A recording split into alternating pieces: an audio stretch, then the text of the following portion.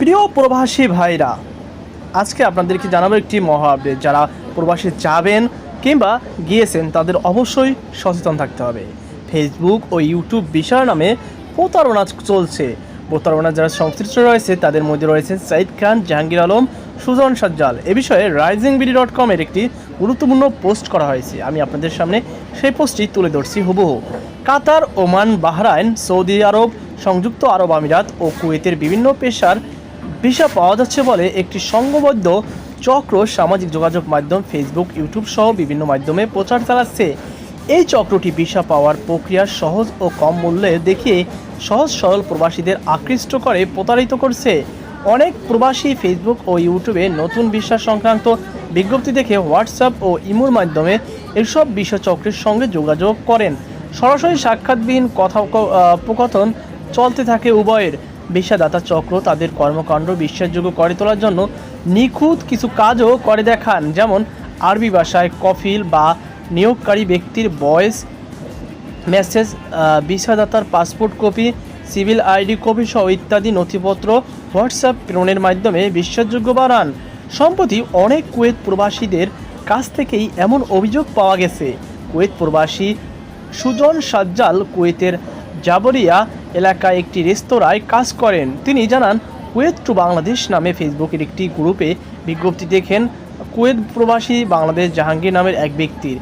এই গ্রুপে এক বিজ্ঞপ্তিতে নতুন ভিসা পাওয়ার বিষয়টি উল্লেখ করা হয়, আর তখন থেকেই তিনি হোয়াটসঅ্যাপ ও ইমোর মাধ্যমে জাহাঙ্গীরের সঙ্গে যোগাযোগ করতে থাকেন।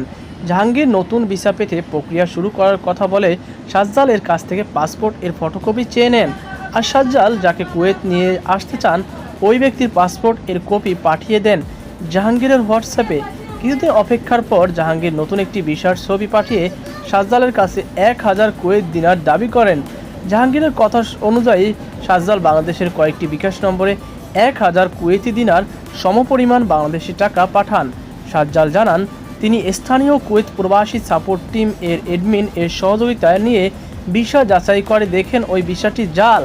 পরবর্তীতে কুয়েতে নিযুক্ত বাংলাদেশের রাষ্ট্রদূতকে এ বিষয়ে জানানো হলে তিনি যথাযথ ব্যবস্থা নেওয়ার আশ্বাস দেন।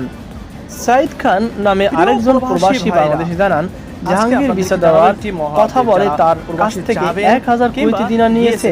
প্রতারণার শিকার এই দুই প্রবাসী সহ আরও অনেক প্রতারিত প্রবাসী জাহাঙ্গীরকে কখনো সরাসরি দেখেননি, কথাও বলেননি।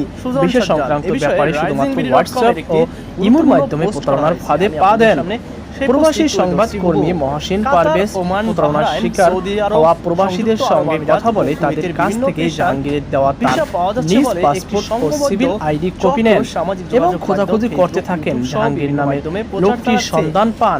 দেখা গেল এখানেও আরেকটি প্রতারণা। এই জাহাঙ্গীরের পাসপোর্ট ও সিভিল আইডি কপি ব্যবহার করে আরেক ছদ্মবেশী এই ভিসা জালিয়াতি চালিয়ে যাচ্ছে। আসল জাহাঙ্গীর জানান, প্রায় 2 বছর আগে গৃহকর্মী বিষয় কুয়েতে আসেন তিনি। স্থানীয় নাগরিক কফিল 1.5 বছর পর তাকে আকামা পরিবর্তন করে অন্যত্র কাজ খুঁজে নিতে বলেন। যেমন অনেক খোঁজাখুঁজি করে তিনি কোথাও কাজ পাচ্ছিলেন না, তখন তিনি ফেসবুক স্ট্যাটাস দেন তাকে যেন কেউ একটা কাজের সন্ধান দেন। এই সময় মনির নামের একজন কুয়েত প্রবাসী হোয়াটসঅ্যাপে জাহাঙ্গীরের সঙ্গে যোগাযোগ করে জানান যে তার কাছে কাজের সন্ধান আছে।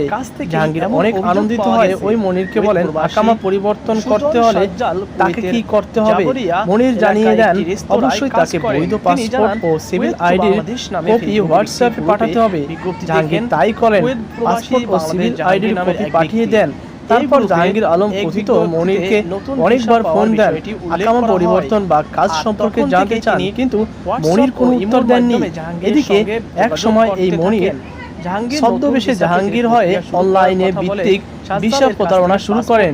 সুজন সাজ্জাল, সাইদ খান, শামীম, কামাল, খালেদ সহ অনেকের সঙ্গে হোয়াটসঅ্যাপের মাধ্যমে ভিসা প্রতারণা করেন।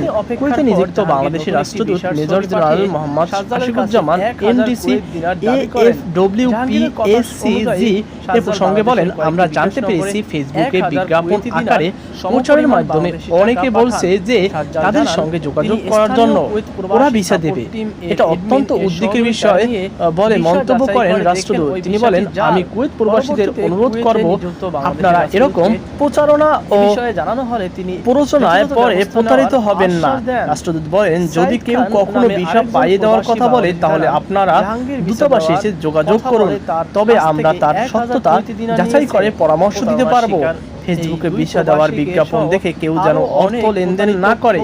কুয়েত ও বাংলাদেশ যৌথ নাম ব্যবহার করে কুয়েত থেকে পরিচালিত অনেক ফেসবুক পেজ ও গ্রুপে বিভিন্ন পোস্ট বিজ্ঞাপন দেখে সহজ সরল প্রবাসীদের প্রতারণার ফাঁদে পা দিচ্ছেন।